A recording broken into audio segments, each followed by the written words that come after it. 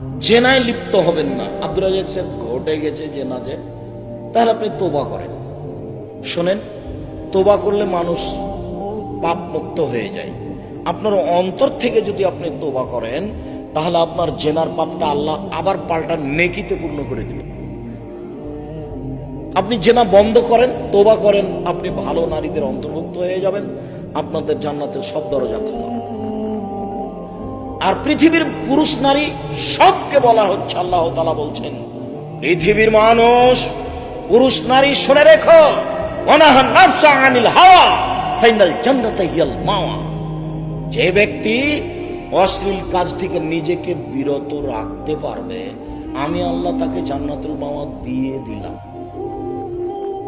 যদি আপনি আজকে এই মোবাইলে প্রেমের গল্প বন্ধ করতে পারেন, জেনা বন্ধ করতে পারেন, আল্লাহ বলছেন আমি তাকে জান্নাতুল মাওয়া দিয়ে দিলাম।